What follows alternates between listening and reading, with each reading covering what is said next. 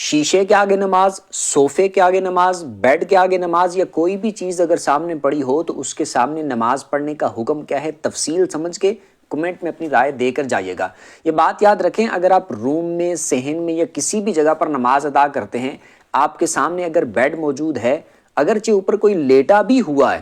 تب بھی وہاں پر نماز پڑھنے میں کوئی حرج نہیں ہے، آپ نماز پڑھ سکتے ہیں۔ اسی طرح اگر صوفہ سامنے ہے، وہاں پر اگر کوئی بیٹھا ہوا ہے یا خالی صوفہ ہے، وہاں پر اگر نماز پڑھتے ہیں تب بھی کوئی حرج والی بات نہیں ہے، نماز پڑھ سکتے ہیں۔ لیکن اس میں اس بات کا خیال کیا جائے کہ بیڈ پہ اگر کوئی بیٹھا ہوا ہے یا پھر وہ صوفے کوئی بیٹھا ہوا ہے اور ٹانگیں نیچے کی ہوئی ہیں، اس کا منہ آپ کی طرف ہے، تو بالکل سیم اس کے سامنے نماز پڑھنے سے احتیاط کریں، بالکل سامنے نماز نہ پڑھیں۔ لیکن ویسے ہی اگر وہ سائیڈ کو ہو کے بیٹھا ہے، دوسری طرف رخ ہے یا لیٹا ہوا ہے، اس طرح نماز پڑھ لیتے تو نماز ہو جائے گی۔ اسی طرح شیشے کے سامنے اگر آپ نماز پڑھتے ہیں تب بھی آپ کی نماز ہو جاتی ہے، لیکن اس بات کا خیال کریں کہ شیشہ اگر سامنے ہوگا تو آپ کی توجہ بڑھ سکتی ہے، خشوع و خضوع میں پھر فرق آئے گا۔ اس وجہ سے یا تو شیشے کے اوپر کوئی چیز ڈال لیں یا پھر شیشے سے تھوڑا ہٹ کے نماز پڑھ لیں، اس وجہ سے کہ آپ کی توجہ بٹے گی۔ لیکن اگر شیشے کے سامنے بھی نماز پڑھ لی تب بھی نماز ہو جائے گی۔ اس کے علاوہ دیگر چیزیں اگر کوئی سامنے اس طرح ہو، گھر کا سامان، کوئی چیز، چیئر، کرسی، اس طرح کی کوئی چیز پڑی ہوئی ہے